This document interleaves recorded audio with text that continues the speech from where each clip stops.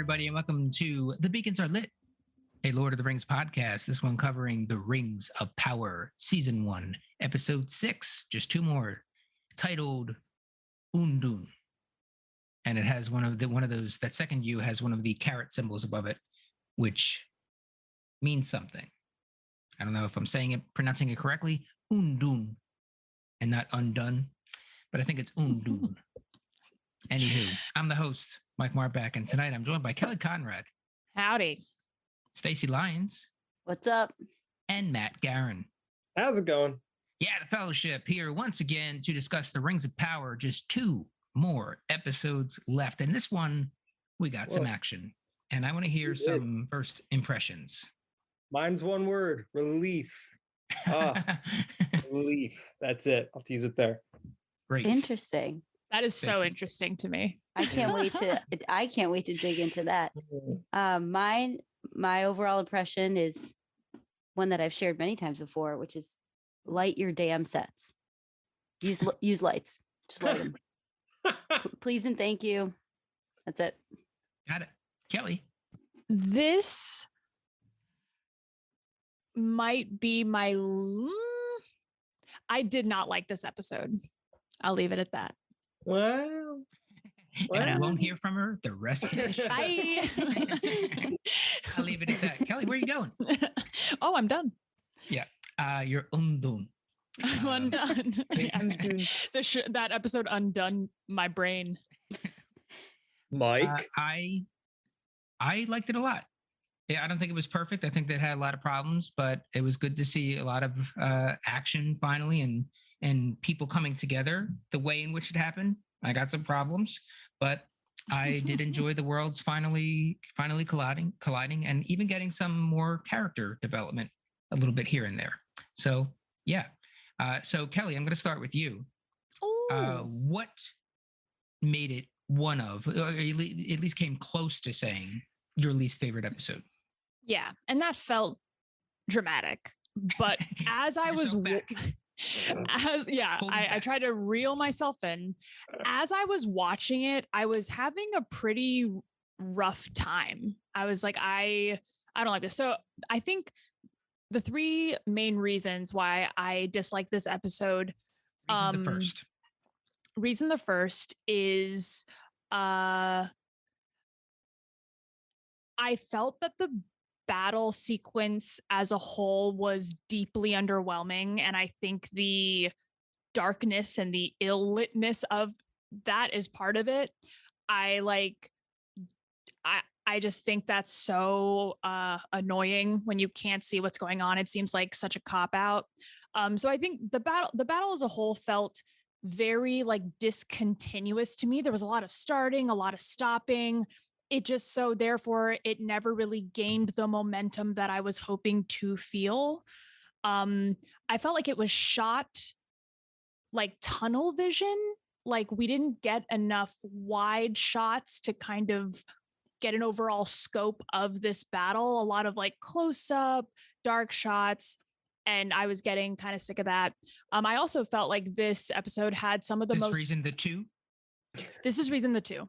So I think this episode had it felt the most derived from the films as far as certain moments. Bronwyn's monologue over the preparation battle was Theoden's Helm's Deep monologue. The horse chase was pretty much felt exactly like Arwen's horse chase. And I think Galadriel literally says Noralim to the horse. And I was like, with that said, I will say there was some solid horse action in this episode that I really, really liked. And then what was my third? Reason the third. Oh my God. The gratuitous blood that was in this episode, to me, the minute that Arondir was spitting orc blood out of his mouth, I was like, this is a comedy. And so I guess those are kind of the 3 main reasons. I will say, I don't think he spat enough. I think at one point he swallowed it, and I was that was I'm out of the scene. Yummy. This is if you get orc blood. Lips. Yeah, if you get orc blood in your mouth and you're not absolutely gagging and retching on the floor, I don't care how 1,000 years old you are. It's just not It's orc true. blood. It's not true. Gross. Yeah. Yeah. I don't know. had Have you just watched, had orc blood? Maybe it's nice. I had just watched Drag Me to Hell, earthy. and I was talking about it earlier. And it's Sam Raimi at his raimiest, and it's plenty of gore and just throwing up, and a lot of it from that gypsy woman, like gumming her chin, like all these ridiculous moments. And yeah, there was I thought not a gratuitous amount. It just seemed gratuitous, I think, in a Lord of the Rings.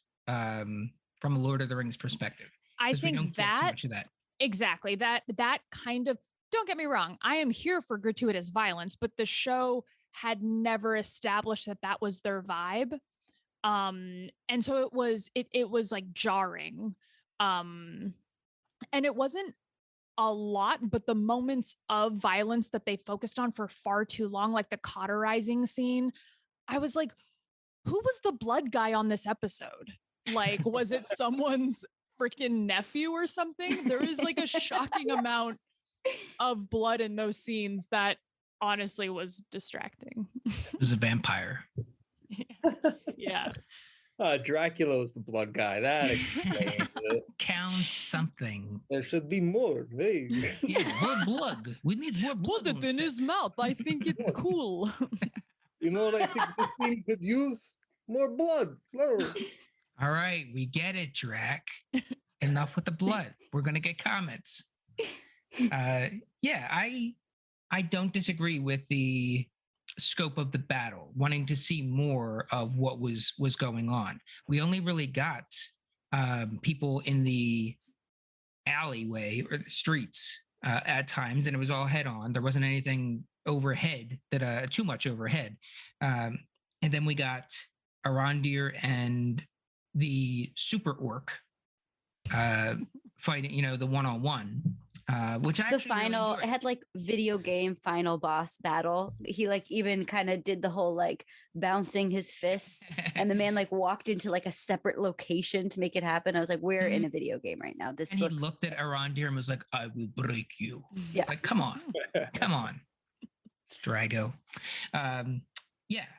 So I did enjoy that fight. Although I thought I wanted Arondir to beat him.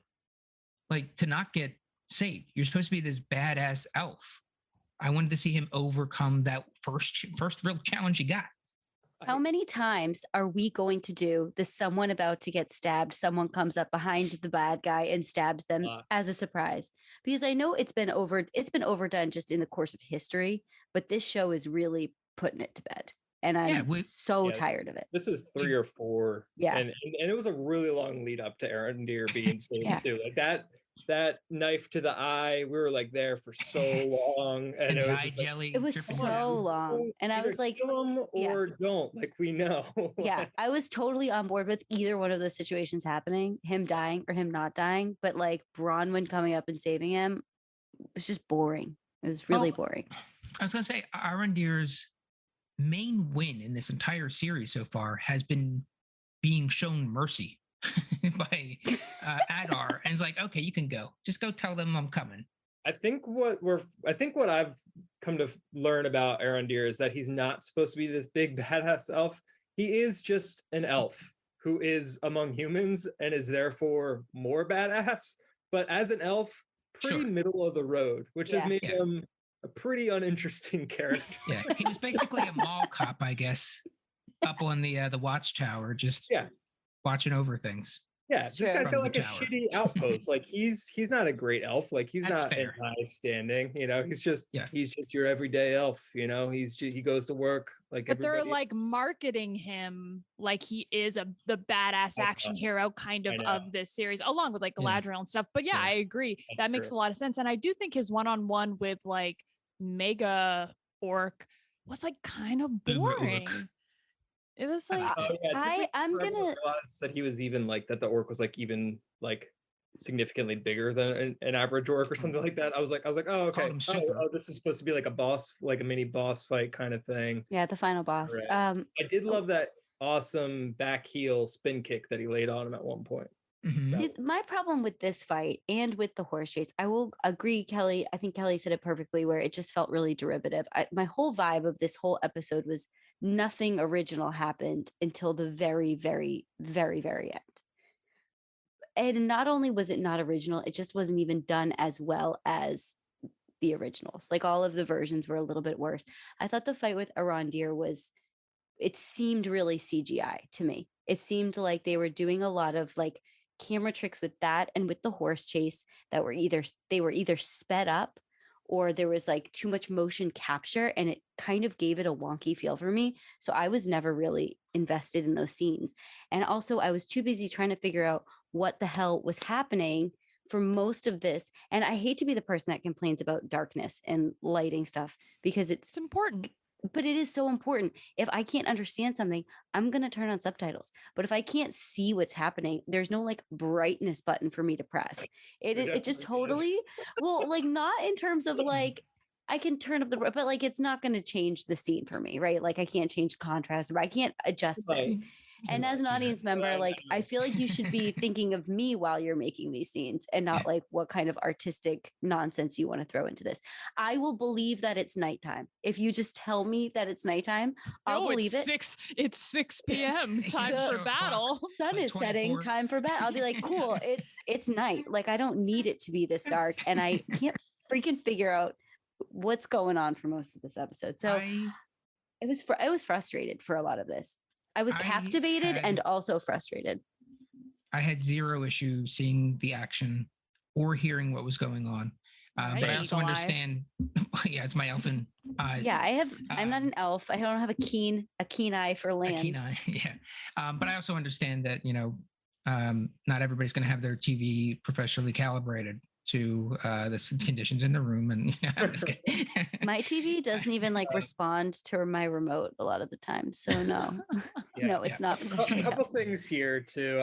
I also had no issues seeing anything or hearing anything.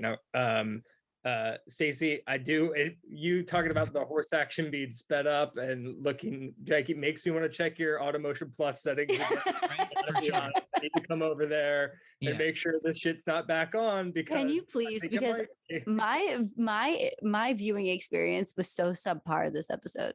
I think it might have. Has Walker been watching sports? He might have turned it back on. We've both been watching a lot of soccer, but I don't think he knows to check the settings. It might just be on automatic. But maybe your default goes. I don't know.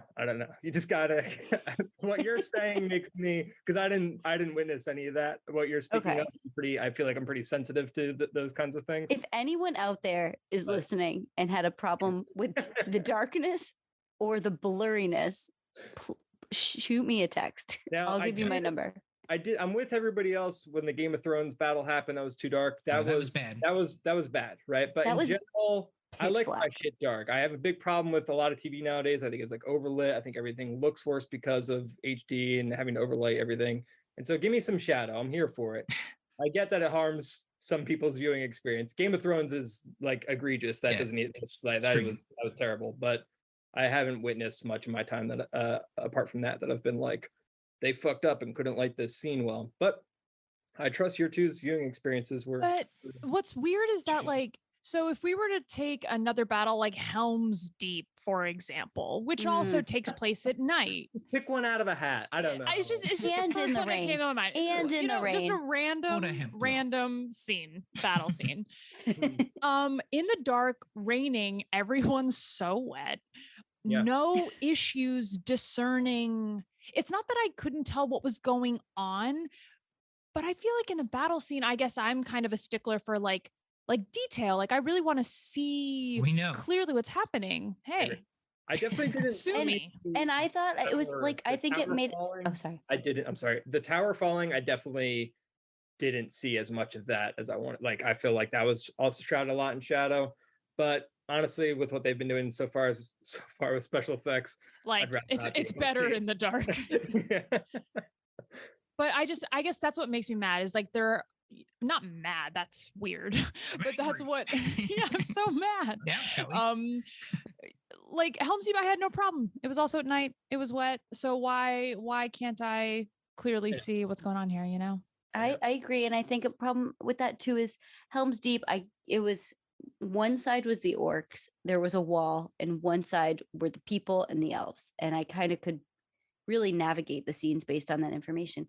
We're thrown into this little random village with no sense of like no spatial awareness of where anything is, how big this town is. I know they kind of like laid out a little visual map for us with their words, but I still didn't have a sense of where we were going to go, where the orcs were going to go, if the people were going to ever retreat. Like, I just didn't really get the whole setting. And I think it could have, like Kelly said, benefited from some wide shots. So we could have seen like, oh, they're marching from here to here. This is where they are. This is where they're going. It made it tricky for me to follow that scene. And then also the bad guys and good guys looked the same. And I get they were the same. There were like villagers on villagers, which was a sad moment for them, I guess. But I found it hard to find like who was winning. I was like, I don't really know who's winning right now. Yeah. And I do think those things are important when the majority of this episode is a battle. Like, I think that stuff is, and you know, there's all this money and time and energy put into this. Like, I think those details kind of need to be there, quite frankly. You know, I don't mean to be saying some wild things, but yeah, you're not. I just think I had a different experience because I didn't have the same issue seeing things or hearing things. I didn't have a real problem knowing where things were, I guess. Look, I'm happy for you. I'm really, I'm very happy for you. Mike's been to this village. He knows where everything is. I'm from that village. Look, that is South Philadelphia right there. Yes, no, you different people are going to have different experiences watching the show. That's what we're talking about here. I also didn't have an issue. I didn't see the comparison other than her saying the elven word to the horse. That I think is a direct thing, but I didn't compare the horse because chase to the one in the movie, other than that one moment, that one illusion there, callback-ish kind of thing. Music is kind of similar. I wasn't trying to compare it, and they started echoing it, and I couldn't help but put it in my head, and I was like, oh, this is like Arwen's, except Arwen's was better. Yeah, I didn't feel that. I feel like the some of the focus on like some of the montagey moments of like focusing on the kids and like the people being scared felt like the Helm's Deep dungeon scene is the words that I was striving for. I mean, I feel like if we try, we're gonna find those connections anywhere. It's like they can't do a scene where they're on horses. They can't do a scene where the villagers are in hiding. The reason I think they want us to think that. Yeah, I mean, I think the reason in parts they absolutely do. Such relief during this episode was, I think, because they were just like, hey, you know, what if we just try to do some of the great stuff that the movies did? And by and large, they get a lot of things like wrong. Like your complaints so far, Kelly and Stacey, I don't share many of them, but I think we'll share many of the same potential gripes about some of the emotional beats that the episode is supposed to land, which I don't think it succeeds at doing. But a lot of the action, I was like, oh, I feel like I'm in Lord of the Rings again, like a cheaper, worse version, but like it's better than what the show's been doing so far. So I almost felt like comforted, like, oh, I can just sit back, relax, we're not jumping all over the place after a certain point. It's kind of settled in. I'm like, okay, cool. We're like staying with this plot line here. There's some action going on. Cool horse stunts. Some fucking phenomenal horse work stunts this episode. And if you do that's really enough to get my vote for an episode. I was like, did we see the horses boarded onto the 3 ships that we saw sail off? Okay. Absolutely not. Okay. I have no idea where these horses were. They remember Isildur fed and shared an apple with one in the bottom of the ship. We didn't see how they got on or off, but there were so many horses. There's so many. The ship should be filled to the brim with horses. There should be like 3 separate horse ships. Yeah, well, I think what happens is the ships probably have like 40 floors going into the I mean, that's what it would have to be. Look, I'm not an engineer. Elevator down to the stables. That sounds real bottom heavy. No, the ships are like glaciers. We're only really seeing the tip of those icebergs, I guess, is what I wanted, not glaciers. Yeah, I gotcha. The one moment I thought I mean, like I said, there were a few moments where they were definitely calling to specific moments in Lord of the Rings trilogy. One of them I felt was the Bronwyn talk with Theo, where she was talking about the light and the nightmares and the darkness. That was very Samwise talking to Frodo, and there's something good worth fighting for kind of moment. And apparently, one of the one of the breakdowns I was watching says that that's because it is. It's there are moments of that are part of a poem that are pulled from Tolkien, that are said by Samwise. Although I think it's said in Return of the King, and they have it in the movies in Two Towers. I don't even remember that moment.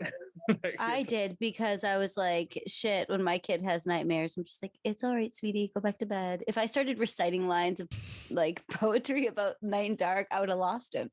It's just not the time or place for a 4-year-old. But it did strike me as an incredibly intense thing to say to a young child when they have nightmares. It's like, whoa, good and evil. I'm just having Darkness, weird, scary light. thoughts. Yeah. yeah. You've made me more scared. Yeah. Find the light. I want to go back to what Matt said about this being like one of the easier episodes to watch, kind of, because all my griping aside, I totally agree with that. From start to finish, I was like on the edge of my seat watching this episode. I actually really liked watching it. I feel like my experience obviously could have been better, but in terms of like simplicity, we weren't jumping around. I didn't have to tonally get into like one group of people and then switch and get into another and keep going back and forth. And the scene of like the Numenorians like coming to save them, I was like, oh, we're like tying shit together. And my husband was like, yeah, they've been leading to that for a long time. And I was like, I didn't pick up on that. So I'm an idiot. So take everything I'm saying with a grain of salt. But I don't think that that's very fair to assume that I should have understood that, because we had no way of knowing where Numenor was going to go. And this village was not the top of my list. So, well, yeah, I mean, we knew that the Numenorians were going to go to the Southlands. The Southlands, yeah. Where it's from, right? I do think it was like surprising once we made landfall that they were just like, we're going right to this town. We're going full. I mean, full our speed. land is between the sea and this town seems like a lot, and we're full sprint the whole way there, just in time. It was a little bit like, and it felt like we were going to have the Gandalf, arriving with the Rohirrim. The Rohirrim. Thank you, Kelly. No problem.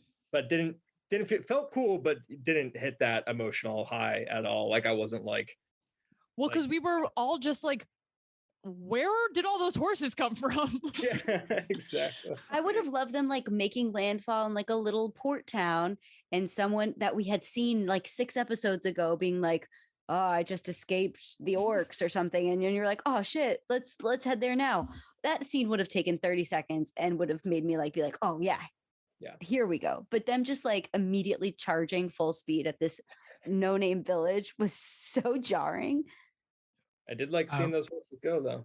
Yeah, that was one thing they did say in the last. I do have problems with them charging full speed at what they don't know is a battle. They don't know that this battle is taking place. All they know from Halbrand when they were talking, I think it was the last episode or the episode before, is like, where did you last see him?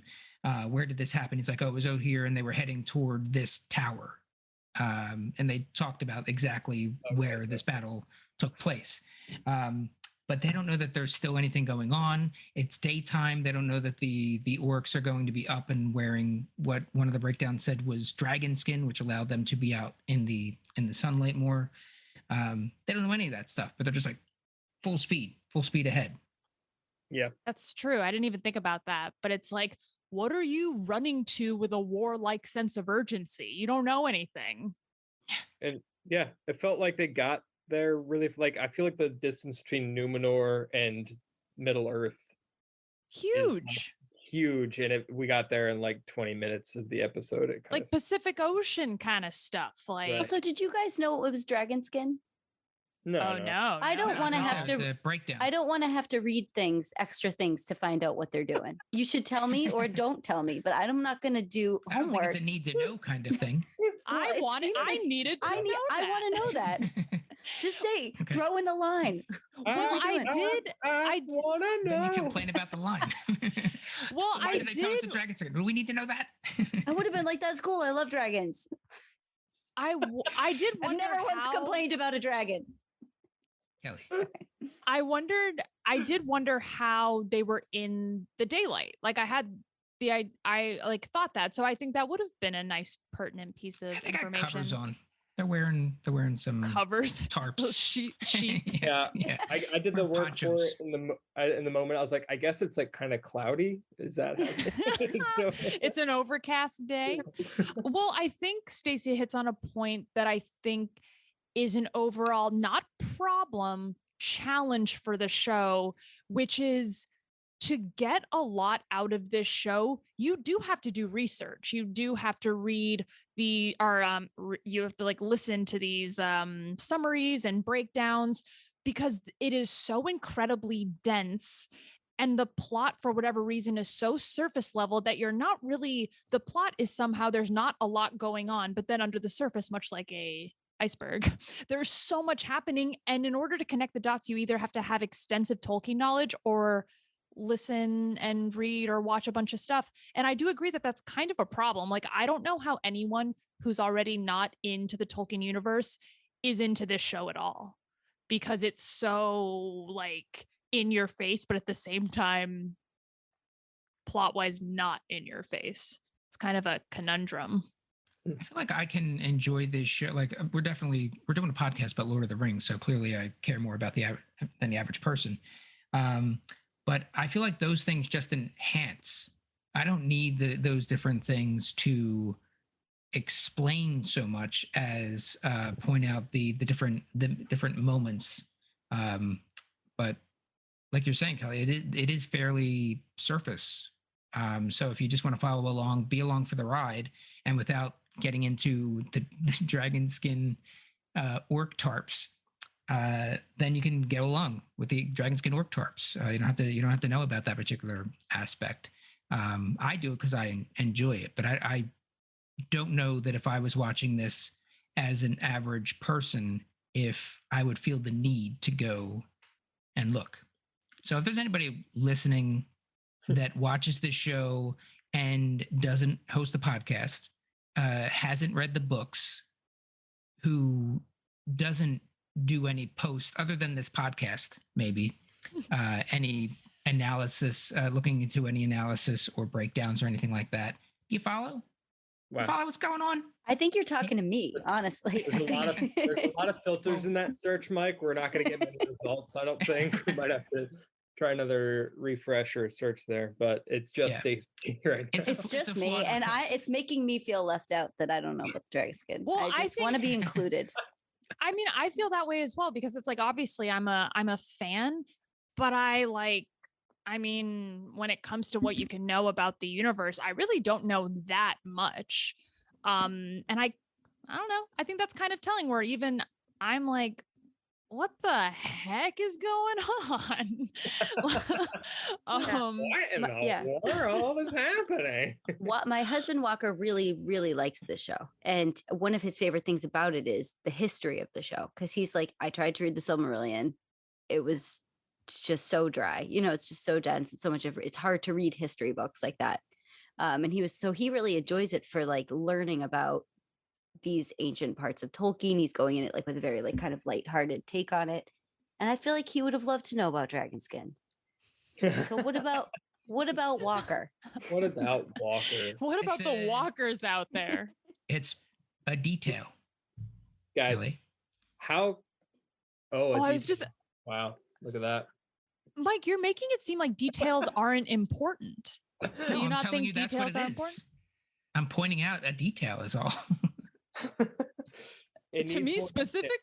No, because we were you talking about brought it before up. in the other episode. This is a good example of what Mike was talking about in terms of details of the show.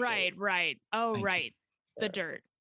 Okay. Detail's important. Here's a detail. Remember when Galadriel dodged that spear in that cool ass way and then had her sword out and then chopped that orc's head off? Upside down. That was Then she did it awesome. like So she did it cool. like I've never- six more times. Just I've once never more. seen it before. I could have watched it 100 more times. It should have been the only way she killed people throughout that whole episode. So That the was- way Give me the way that. Theo Love was that. looking at her was the way Matt was looking Oh, at her. He was smitten. Oh, He yeah, was like, yeah, absolutely. hubba hubba. Who's that? Machi. Considering the only woman he'd ever seen Ouga. before that was his mom, like he's so taken with Galadriel. There are I mean, 4 women in this village. there were some really, really cool horse stunts. The chain Mhm. between the horses that takes out Yeah. a whole bunch of orcs. Never seen that. That was awesome. That Yeah, was cool. Clotheslined all really, of them. really cool. Um, That's part of the episode for me. when I didn't like when Haldor tripped that horse, what's his face, Adar's horse. I was- didn't either, but then the horse. Halbrand. But then the Orc horse got Daddy? up. What's Yeah, his name? Yeah, Halbrand. They gave us a Okay. Haldor. Dumble. They made a point of showing Haldor. us that horse getting back up, so we were all like, Yeah. Exactly. It's They all right. They they had a flesh clearly were wound. just like, we need to show this, or else people will tear this apart. Sure. Yeah. I will say Adar in this episode We don't need to give him another reason. consistently top notch. Adar's great. Consistently one of my favorite things to watch. Yeah, he's like on my favorite television. character in this I show. thought they were gonna kill him, and I was like, already? That sucks. Like, give me, like, he's my new favorite character. Don't get rid of him already. Which one was And- this? Adar. Adar. Oh yeah. Instead, he just got a little nick on the neck, which was somehow cool. very. That was really cool, and then also like, ooh, his hand was all Aye. tied up, and then that blood is just like dripping down your neck. Goop, goop, Ooh. goop. Yeah, Yeah, into the collar of Walker- your shirt. Walker at the end was talking. He was like, "This is like genocide stuff. Like they're trying to kill like this whole race of stuff. Like this kind of makes me feel bad for the orcs." But I'm like, I don't let the show trick you into feeling that way. The orcs are like the colonialists here. Like they're the ones invading these towns and trying to get everyone to go to their sense of dark order. Don't fall for it. That's We one know of who- the scenes We know who that, evil is. that I really enjoyed was the Yeah. scene with Galadriel and Adar, because he is like, hey, we're living, we're breathing, we were made by God just like you were. We deserve to live. Come on. Mhm. And she's like, I'll kill you all. Well, and I'll kill every last fucking one of you. She's Yeah. like, why I oughta. well, and correct me if I'm wrong, but Adar is like the first Urukai, Yeah. right? He Which was, I thought was really cool. Rook. which was one of the theories about Adar that we talked about on this pod, that he was one of the first orcs, or Uruk, as he prefers, and that Morgoth like twisted and he was the Mutilated. dark elf, and mutilated, and he was one of the first ones. And we see that he still has connections to his elven ways, which is another thing I enjoyed about this episode, was that they still have that shared history, even though they're fighting each other. You see him planting the Seeds. seeds. I can't remember what they were called. Alflin. Alfalfa. Alphalin. Everything you need to know about Alphalin? dark. Everything you need to know about dark elves it's in Thor 2. It's all in the Tolkien canon. Thor 2 Dark World. Go watch it. Do your research. out That's Thor what you need to know about dark elves. So yeah, I thought it was pretty cool to That was show him very doing that, cool. and then show And- Arondir doing it. But they didn't even get to use those. They didn't even get to plant them because they used them to help patch up Bronwyn. What? Oh, God, we'll get to that in a second. But I just want to say, Stacey, I share Walker's dilemma a little bit in that scene. I was like, man, Galadriel is just full on genocidal psycho right now, right? And maybe the orcs could be fine if they just had their own land. Where he's like, we don't have a land. Yeah. Give us. I don't know.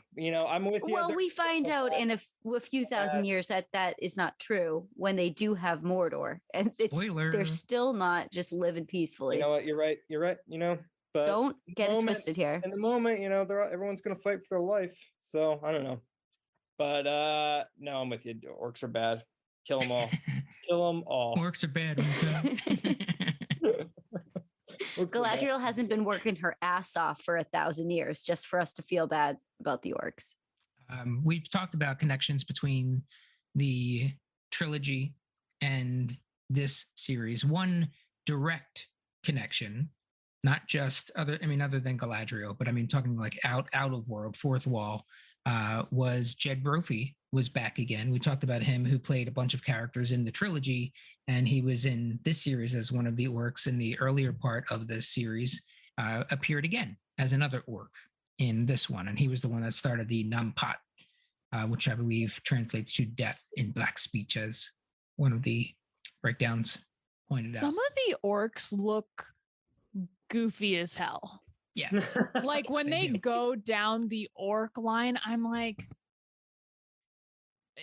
of course you're scary. Like if you were in my house, I wouldn't be psyched about it, but they kind of get a little goofy looking. Mhm. These Yeah, are but Weta creations. That Nampat I thought that was kind of chilling. Yeah. I didn't know why One they of were the- saying Nampat. I thought- didn't know what that meant. I was like, shouldn't they be saying Adar? These subtitles are wrong. They're saying Adar. Death. Well, you Yeah, have which to is also watch the weird. Subtitles now. breakdowns, Matt, to know what's going on. And if you watch the breakdowns, you would know. Yeah. My It fault. is and weird that they sometimes didn't on- subtitle Nampa. Like, why didn't they tell us what that meant? I don't know. Hmm. No. Kind of strange. Yeah. There was the King of the Southlands moments once the battle is done, so they think, and Queen Regent brings over Halbrand after she's done talking to Bronwyn and says, "Hey, you can take a rest. We got yourself a king. we got a king over here." And she's like, "Wait, are you the king that we were promised?" And he takes the longest time, and then he's like, "Yes." Yes. I don't I think believe you. God. Yeah. What are we doing? Like, what? I swear to God, if this, what's his name, Halbrand ends up being Sauron at this point, like, this is so fucking stupid. Because Yeah, there was the It would destroy me emotionally because that scene between him and Galadriel, you guys know I've been shipping them all season, I thought it was beautiful. Where he's talking to her, they have a little moment, and I had to check in with Walker to be like, how did you take this? Did you take this as like, we have this shared experience, we're finally both overcoming it, we have a sense of camaraderie that like we've been building and it's like intimate, but it's not romantic? Or did you feel like they were about to kiss? Because I felt like they were about to kiss and I was super excited about it. yeah, I Did felt you- like there how'd was you a little feel? something. Yeah. A little something. It probably, I think that could be taken two ways. One is the way I took it, which is, and there was some sort of romantic thing, which I don't want. I really don't want that to be the case. The other is like a mutual admiration and sensing each other's power. Why don't you want them to find love Yeah, Because Mike, what's she wrong with belongs you? with Celeborn. in like He's 1,000 so years? lame. He's boring. And you know, you can have multiple soulmates. Look at, she's got to have an elf for later. She needs this now. I Hey, why do they also, gotta fall looking in back love, to you know? the, Maybe they just have a good time. They're just two adults having a good time. Just need to be loved. I They've think had so much tragedy. I think love could help them. We learned a think little bit about him. We learned that maybe, we learned that maybe his wife and I love it. child or children died. I don't know. I'm so uninvested in them getting together. Like, I don't, like, it could happen, fine. It could not happen. I don't care, honestly. I don't like the way the show is trying to like use them as bait to the audience to feel something romantic and emotional. Like either do it or don't. But I feel like every interaction that they have with each other is like loaded with this like sexual tension, romantic tension. And I'm like, all right, like do it or don't. Stop, just Do do it. it or don't, babe, you know? Do it. Do it or don't. Have a good time, but don't. Do it or don't. Kiss or don't, you know? Yeah, Love it it. does. It does seem to just like whatever like tension or like I don't know how much of it is actually like supposed to be in there or is just by virtue of like, oh, there's two good-looking people on screen who I feel like they're telling us should be getting together, so maybe I just want them to get together, you know? I think they're It's just because natural. they're both hot. It's just because they're That's both what I'm hot. saying. That's essentially what I'm saying. I think Bronwyn and Arondir are both hot, and I think they have absolutely zero chemistry. And I think Well- Halbrand and Galadriel actually do have chemistry. Arondir couldn't have chemistry with a tree that he's so in love with and wants to kill over. So, you know, I would watch Arondir and a balance there. tree make love. I would watch that. Okay, you were saying, Mike? that I do not want that to be the case because we don't need the information even if it's somewhere buried in like a page they found in Tolkien that hasn't been, this is like new information that they had an affair, that Galadriel and would-be Sauron had a fling. I think that's stupid. I do not want that to be the case. The other thing about Halbrand is within this that he doesn't know who Bronwyn is, that it seems, which means he doesn't know who Theo is. So if he's not Sauron and he's not this fucking kid's dad, who is he? Who is he? That's what I like. A king. I feel like the show wants us to simultaneously feel intrigued by who Halbrand is, but then also happy that he's the king again now. And it's like, that's like trying to make me be happy for Aragorn becoming king at the end of Return of the King, but still not being sure if Aragorn's a good guy. So like undermines like whatever they're trying to do with Halbrand, I feel like, at every turn, because I'm just like, yeah, but like, why is he being so weird? Like, why is he just like not being like, yeah, I'm your king? Like, why are you taking this 30-second long glance around and then answering it incredulously? Just stop with the intrigue and mystery around who he is already. We've already got that going with the stranger. We can't have just somebody be somebody. But this, my Agreed. problem with that is that we have no indication, none whatsoever, to really believe that he's Sauron. And that's all completely happened off screen with the fans and their chatter. I think besides him liking there's Smith being a blacksmith, I mean, there's like a few things, there's tiny little things that you really wouldn't pick up on if someone didn't plant that seed in your head and you weren't trying to suspect Sauron of being everyone. And me watching it, I hope he's not Sauron, and I'm trying to watch the show as if he's not, because I really don't want him to be. And I'm excited he's the king again. Like, I'm all in on Halbrand. Okay. Well, at the very least, you can see that maybe, like, even if you're saying that like the show's not trying to make us think that he's Sauron, well, you can see that the show is trying to make us feel intrigue about his nature or who he is. Like, even apart from the identity of Sauron, like, I definitely feel like the show wants you to be not sure about him. And because he said that he's done bad things in his past. Yeah, I mean, there's so much in his past. Like, we don't know anything about him, right? Like, we know he has like a semi-tragic, like, I forget what his talk was with Galadriel last episode, but like, we get a nugget there. But by and large, he alludes to just making a lot of morally difficult decisions, and it has an interest in blacksmithing immediately upon arriving in Numenor, and has a raging, furious, relentless temper where he like just shattered a guy's arm and seemed like very cool about all of it, about taking and like took down like 6 or 7 guys at once. So yeah, I think there's a case to be made that the show wants you to be suspicious of him in some regard.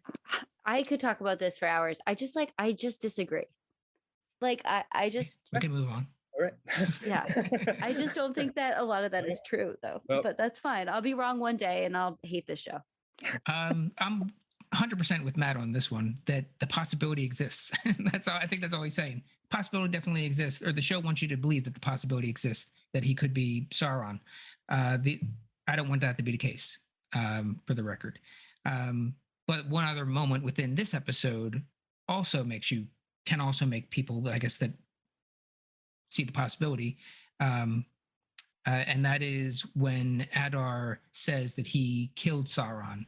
That Sauron, after getting defeated by Morgoth, went about like trying to, and I'm paraphrasing, repent and bring people together and rebuild a little bit. Apparently didn't last too long. Adar kills him. And then the first time that Halbrand gets the chance, he pins him down. And this is a moment where I let out a big ha! And it was when he pins him down, he's like, "Do you remember me?" No. And he's like, "No." So that like angriness right there, and then not showing us or really going into detail about what their history is, and him saying like, "Do you remember me?" We know from the histories here, and people that watch the show I don't think would know this at this point. So this is one of those things. Excuse me. One of the, what's that? It's a breakdown fact. Sorry, I was just giving Yeah, you. I think this. Breakdown fact. Yeah. That would be useful for them to discuss if they end up doing this is the fact that Sauron is and can shapeshift. For them to say that as a real big reveal, I can understand, but people that know what Sauron looks like from the films and how big and monstrous he can be wouldn't look at Halbrand and see this. So I guess Adar has to not know it also. Right. Just weird. Yeah, it's interesting. God, I hope it's not the case. Yeah, I me too. hope it's not the case. Me too. But yeah, so as far as King of the Southlands goes, they really took to him pretty quick. The true King of the Southlands. The true King of the Southlands. All they've had before now is Bronwyn, who I don't know how she became a fighter because she was a healer and all of a sudden she's taking orcs down in the dead of night. Out of necessity. But they're desperate. and They're giving desperate. military commands, like. Have Which, any of you by the ever way, watched the any Living Dead movie? Like in the reboot of the Dawn of the Living Dead, you have the guy from Best Buy who ends up being leader and running around, giving orders to everybody. That's a different movie tonally than The Rings of Power. I'm talking about catastrophe and how it changes the things. roles and stuff. Sure. I think this is just continuing the thread from last episode, though, where it didn't seem like any of us are really on board with this character turn that Bronwyn seemed to have made between episodes, where she became the leader of this town, and people were so willing to listen to her, right? Yeah. Which, by the way, their plan, the keep being like to fall back to the tavern. What is that plan? What's that plan? It's the terror. They're just gonna burn it down. Like, what are you doing? And they didn't even do that. Like, they just got in. And everyone's like, oh shit, you got us. So I guess they're like knocking on the doors. They're like, let Nampat let us in. Nampat here. There's only so much you can do. But that was weird. But what really drove me crazy was them doing surgery on Bronwyn when we're like getting surrounded by orcs, and I'm like, Elf. What was his name? Arondir, do something, like you're under attack. I kept yelling. I was like, we don't have time for this. She's probably going to have to die. You have to save these people. You don't have the time to be doing open shoulder surgery. Yeah. And I feel like my first step would have been blowing up the bridge. Like, blow up that bridge. Blow up the bridge. Blow it up. And buy yourself some time. And then step 2, bring down the tower, or fight from the tower and just shoot all those arrows into the people after the bridge went down. I'm no military strategist, not yet. We'll have to wait for a apocalypse, I guess, and then we'll see. Look, they had some cool plans. They had some cool booby traps and plans like that. It just none of them accounted for what happens when they just don't work, or when they like Home Alone the orcs. They did. They booby trapped it, and then they had nothing. That was it. And then they went through all of Buzz's personal stuff. Really rude. Really rude. I was confused about how many orcs were involved, or orcs and like traitor Southlanders. I couldn't gauge like who all is here. So every time more baddies kept popping up, I'm like, I thought they all freaking died at the tower. And now there's more, and then there's like phase 2 of the battle, and then there's phase 3, and I'm like, where are all these things coming from? Yeah. And so if this is where the aerial shots you were talking about earlier would have been more helpful, but also was if Adar's plan was to first send all the villagers, then they would have died when the tower came down. They would have been all those people would have been gone. So they must have lost a lot of orcs. And then when that tower came down, it's like, oh fuck. And then he just put in the men. Yeah, all y'all suit up. You're going to die. Which that like, and then getting like unmasked at the like after the first sequence of the battle or whatever, and everybody's like, oh my gosh, it was the other villagers. I don't know about you guys, but I was like, oh, they were gonna kill you. Yeah, like, fuck them, they left us to die. Yeah, like they were literally murdering you. You have to murder them back. Yeah, and then that moment we were killing our own. Yeah, that scene lacked a little bit That was of the dumb. drama for me that it did for the villagers. I Like, was think just it could have yeah. in a better handled show. I think it could have like landed emotionally of like the conflict of having to do something like that, like the emotional or moral conflict. But in Yeah. this, it's just like get on with it. I don't care. Yeah, Keep that battle going. felt less Lord of the Rings. And I think on a previous podcast, maybe not even this one, I don't even know anymore.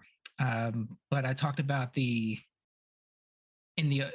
westerns where a town gets wronged and then they have to defend from the bad people coming. They had more of a western feel than it had a Lord of the Rings big battle type of feel. And the one moment that I liked but didn't quite fit in was when they're all waiting and watching for that second wave or third wave of orcs to arrive, and it's very horror-y. And it even has some of that horror soundtrack where it's like the creeping of the strings. You know what I'm talking about? It's like kind of sound within there, which I just felt really out of place. I enjoyed it. Just felt kind of odd to have that feeling there if you're not going to go do it for the whole thing, because I would have fucking loved a horror element to all of this, even though it wouldn't feel Lord of the Rings. Maybe make that feel Rings of Power. Pick a tone is what I'm saying. Absolutely. I agree. Yeah. And how about Waldreg and that key? First of all, you got that dark key, that dark object. Why, Galadriel, are you giving it to Arondir? Arondir, why the fuck are you giving that thing to Theo? Like, and then it's like, you want to get rid of it? Give it to the Numenorians. Have them drop it into the ocean. No, one of you more powerful beings has to hold on to that thing. Idiot. Why did Galadriel give that away? That seems insane. That's like her whole deal is to take down Sauron, right? She just gave the key that's his sword away. I don't remember Galadriel possessing this. Who remind me of possession? It went. Well, they didn't realize that's the other thing. Is rubbing her eyes and exhaustion. It's part So of they get it out of Theo. Like Arondir hides it. Theo must have followed him to see where he hides it because he's like obsessed with it. Yes. He gives it to the orcs. The orcs give it to Adar. Adar, we don't know at the time, gives it to Waldreg, but we hear him say like, "I got a mission for you, Waldreg," and then we see Adar being chased, and they chase him down. And Halbrand takes it or doesn't take it. Yeah, they have. Halbrand takes it. He gives it to Galadriel. Galadriel gives it to Arondir. Yes, and then to Theo. Why does Galadriel give it to Arondir? This is what we were. Oh, okay. All right. Sorry. The possession of this object. I was really trying to recap. I needed it. I was trying to pay attention because I was like, there's going to be a switcheroo, and I kept yelling, "Open it! Why isn't anyone opening it?" And Walker was like, "Oh, you called that." Because it didn't look like the sword at the end. It looked too thin. But I was trying to figure out. Kept his mouth shut. Yeah, who might have done the switcheroo? I was like, if Halbrand does the switcheroo, then we know that he's Sauron. Yeah. But we don't know. I'm upset that this happened because I didn't.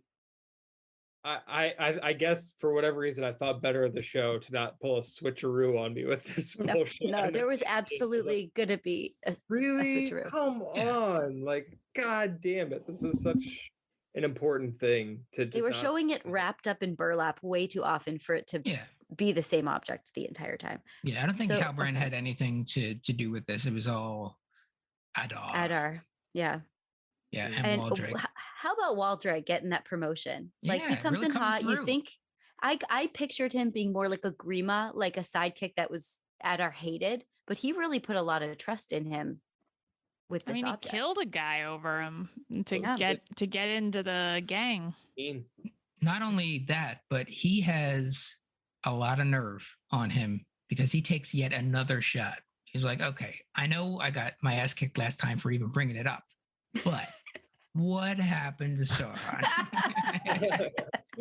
I'm going to start to sound like a one-track guy here, but just quick fill me in on the Sauron. Are you? Yes, no? Not that I even care or anything like at all. Like, totally doesn't matter to me. Like, Sauron's totally dead to me. As a matter of fact, it's not even me asking. People are coming to me and asking me. I don't want to know. I want to know for them. Where's Sauron? What happened to him? Yeah. And he doesn't get answered. He does get answered yet again. He doesn't get his ass kicked, but he also doesn't get an answer. It'd be funny if every time he asked about Sauron, Adar made him kill someone.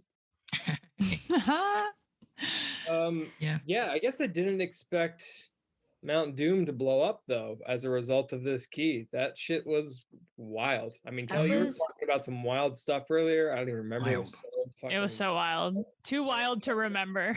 however wild it was, wasn't as wild as this volcano going off. Am I No. right? That was truly the wildest thing that's happened in this show. And a lot of stuff has happened. And so it exploded because of the water going into all the lava. Yeah. Creating all the pressure and steam. And I'm just making sure I understand. Good recap. That was Science. also a good recap. Okay. So it exploded because of the water. Lava's hot. Lava's really, Exactly. really. how I Lava felt. is so hot. Yeah. Lava's so hot. Yeah. So hot. It's so So I freaking guess hot. a huge amount of water rushing in, the steam, the pressure, kaboom. Also, could it have been magic water? I don't know. I'm asking that genuinely. Like, what water was this? Was it like holy water? You know what I mean? Like It's just a mineral dam, water? just water from a dam. Yeah. They Some Okay. Evian. Yeah. okay. Fiji. really. Just your run-of-the-mill water. I really visually Why? liked this. I thought it was really cool to watch, and I love seeing a volcano. So I was cool with that. I just don't understand how anyone lived through this because You an explosion freak. You like Yeah, Would no, you say volcanic you eruptions? Lava it. I loved this. I was really. Casey's I got thought two favorite movies that came out the same year. I'll give you one Dante's hint. Peak and Volcano. Yeah. Oh yeah, I really I like it. Visually, I thought it was really cool. I don't know that I like the idea of the origin of Mount Doom being Water. manufactured. Mm. No, you're stuck on the water thing. I think there's some science Okay. behind that. Just Water. but science isn't always cinematically interesting. No, but this was I also enjoyed this. I thought it was a nice moment, and I'm happy that thing finally exploded. We've been alluding to it for a while. It was nice to see it finally happen. Yeah. I like the little Isildur moment of I like the mountain. It's like you're gonna be up that mountain one day, bro. And you're gonna fuck everything up for a while. I thought that this was like the most original part of the episode. I hadn't seen a manufactured volcano before, so I was pretty cool with it. Mike, I have a breakdown question for you. Okay, breakdown question. Breakdown Why question. did the elves build Cross. a key portal for this key that sets off a volcano? Why did the elves do this? Or I mean, I guess. Oh wait, is the orc channels? Was that part It's of what the orcs were digging. Yeah. Oh, I see. Yeah. Okay, I didn't realize that was maybe on purpose. Now. Yeah, they This were is like all going through part all of that. plan. Yeah, what we had seen, and I was like, oh, Why did this the comes elves together. build the keyhole? Because wasn't it the where the That key wasn't goes? elves. That was the all of that Oh. stuff was the old Tree. Southlanders and Gotcha. orcs that were in those spots. All right, old Matt got turned around. Too many facts. Too many. Matt, locations. water can trigger a volcanic eruption. It's Just the water. science. Just Eh, water. Have you ever heard of like fracking? That's what causes the I Quakes. invented fracking. what? Kelly's to blame. You heard it here first, folks. No, please don't. I'll get so much hate mail. It is though. The water sure. deep in the cracks from the fracking causes a whole bunch of earthquakes, and it is feared that it can cause Yellowstone supervolcano to erupt for the first time in 600,000 years. Dude, if a super volcano erupts, we're all dead. Yes, that is Yeah. fact. And I'll just say what Walker said to me during the seeds in Bronwyn's shoulder scene when I was shouting, "This isn't medically accurate." And Walker was like, actually. as Walker said, this is a fantasy show, Stacey. So I don't think we need to get It's too just into a the water and fantasy. volcano Ooh. science. It's just a fantasy show. We just have to accept some things as they are. Yes, as Billy Joe says, it's just a fantasy. paraphrasing. Just All the right. water So he um, doesn't say water. that. No, he does. Isildur and Elendil had their moment with the horse. Oh yeah. I feel like Isildur should have saved his dad though. I wasn't sure why Halbrand got the W on that one. Isildur saved him. Elendil. Halbrand threw the spear that killed the guy that was attacking Isildur, and then Halbrand was like, "See you later," and then Isildur came running up. Okay. Yeah. Okay. That makes sense. Yeah, Isildur Um, didn't do much this battle. Nope. He just rushed to That's his okay. dad's side. I must have been taking notes at that moment. Yeah, so they have their quick talk about their mom and how he got the horse, how to train your horse from info from her. He wants to learn that, and he talks about Isildur being the horse. What's the name of the horse? It's not Brecken. Beric. I Beric. thought it was Eric. And I was like, I'm done. I'm fucking done. But it's Beric, right? It's Beric, and I thought it was Derek, just like I thought Kemen was Kevin, and I'm dying at all these names that are just one consonant off of a very common name. They're getting lazy with these made up names. They're just like, I think I that's don't a know. general fantasy Do thing. we I'm call fine the with that. horse Derek? No. I don't know. Kemen. What's another letter? Yeah, that's one thing that Game of Thrones and this one definitely have in common. Yeah. I did enjoy that scene. Of course, it gets interrupted by the water in the volcano. Everything Elendil Happens. does is awesome. Even I his little speech to Galadriel, where he ends with "She drowned." Oh yeah, Everything he says is so cool and so right, and it just sounds good. And he seems like he's cool, calm, and collected. I just love Elendil. his mother. Thank you. What happened to her? Then he goes on to that tangent, Yeah. and at the end, she drowned. I loved it. Drowned. Water got her. Water got her. He fell. She Oh yeah, he fell. goes on a tangent about the sun. He always sees the sunset one direction over land, Yeah. and now he's seeing it over the. It was like really nice. It was like kind of nice, and then it was like Was. drowned. And then he's like, "She drowned." We got super close to that within this episode. After they discovered that the villagers are behind, the orcs they thought ended up being villagers. You hear that one orc is like, Yeah. you thought that we whatever, and he's like, you're all, and then he leaves it. I wanted somebody just like dead. I thought that's who you were gonna say is the guy from the movies. I thought Would have that been was perfect. cool. Yeah. Would have been perfect. Yeah. Any other thoughts? I just don't know how anyone survives this volcanic eruption at the end. I know we know a lot of them do. Isildur, Galadriel. I'm stunned. I don't know how you could escape this. It looked so deadly. Yeah. And they were Look- quite close. A blast like that, I mean, wipe out anything in that range easy. So hot. Yeah. It's so hot.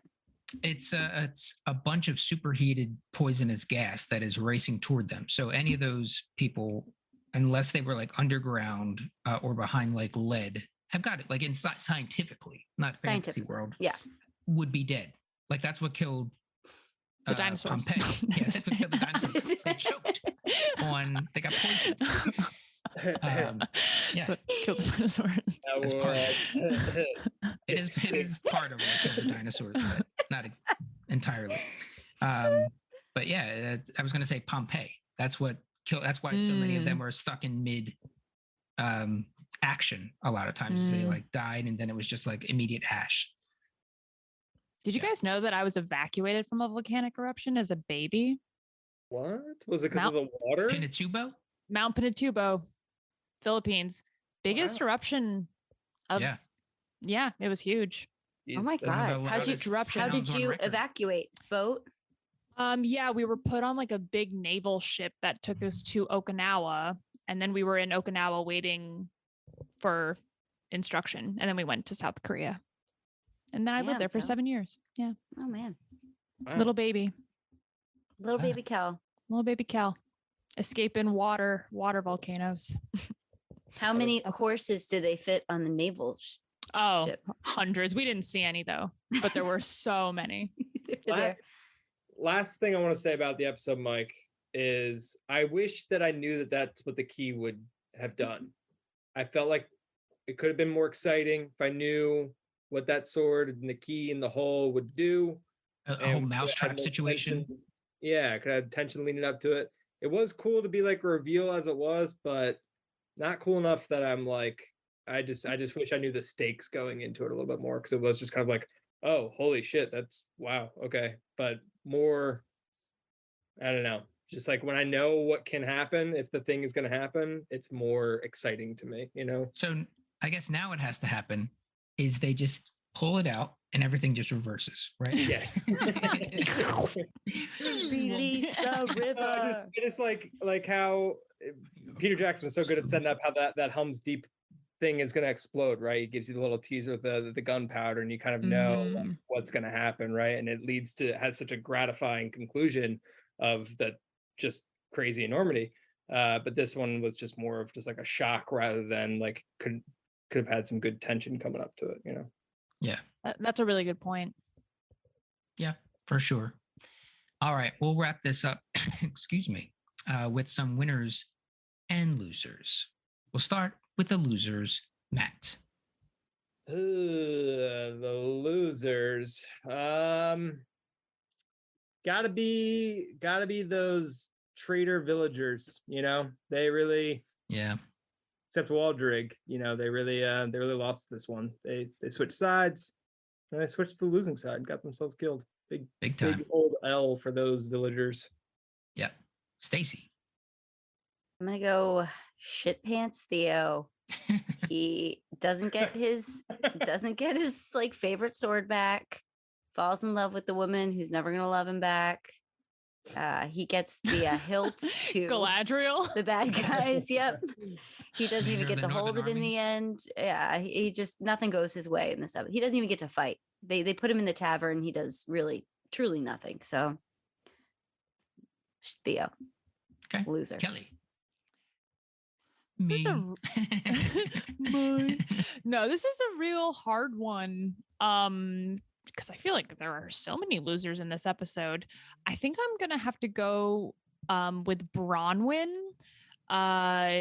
She got a real rough arrow to her body, bled a lot, and then immediately after being cauterized, a volcano eruption happened. So that was like rough for everyone. I know everyone went through that, but I feel like she particularly had it pretty rough in this episode.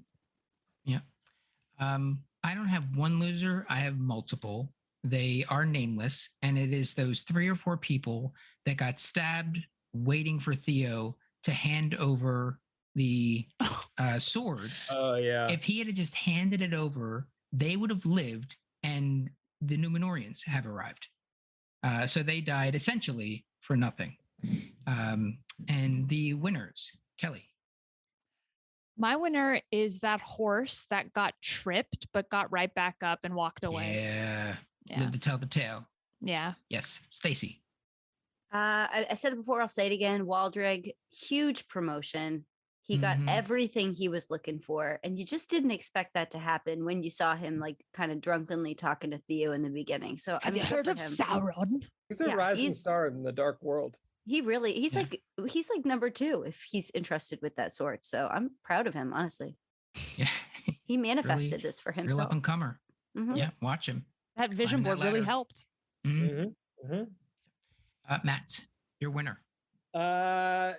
She did the coolest horse stuff this episode. She was dodging spears, twirling around in that saddle, cutting guys' head off upside down, talking like a real psycho towards the end at Adar. Got the Galadriel on this one. Go Galadriel. All right. Almost got smooched. Almost got smooched. Almost.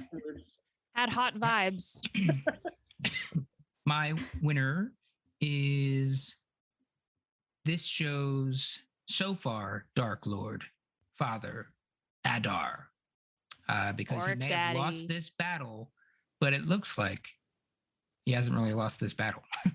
And there's True. a huge volcano, pyroclastic flow coming down his way. He's indoors right now and is probably going to escape along with those orcs. Looks like they were using the opportunity when those geysers were going off to also escape. So they're winners as well. Prisoners of war, no more. All right. If you have any questions, comments, concerns about the Rings of Power or the podcast panelists, you can email those to beacons@xroadscomedy.com. And you can also connect with us at Xroads Podcasts on Twitter. All right. Thank you to this fellowship, Kelly, Stacy, and Matt. And thank you all for listening. Bye. Goodbye. Bye.